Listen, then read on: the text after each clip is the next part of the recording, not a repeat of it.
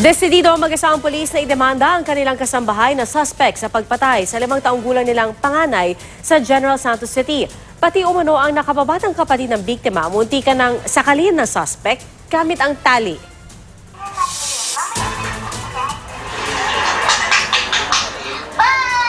Palangiti at mahilig maglaro ang 5 taong gulang na si Kate Andre Cuarentas.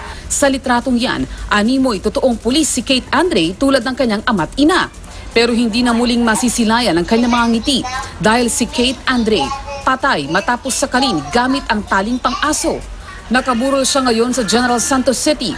Base sa investigasyon, bisperas ng Valentine's Day nang madatna ng mga magulang ang panganay nila sa playroom na nakatali ang lieg.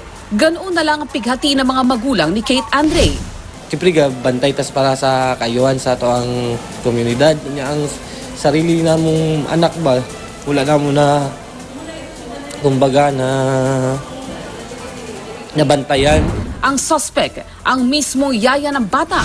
Titignan kung it was acted with discernment by the suspect.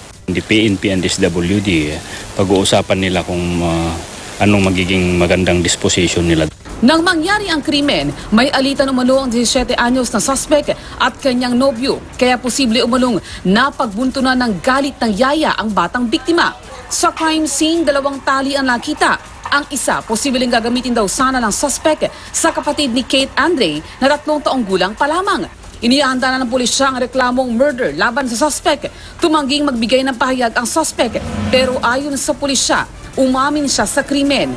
Nasa pangangalaga na siya ng DSWD. Ang mga magulang ng biktima, desididong kasuhan ang yaya kahit pa humingi na raw ng tawad sa kanila. Si Kate Andre nakatakdang ilibing sa linggo. Cecil Biliero sa GMA News.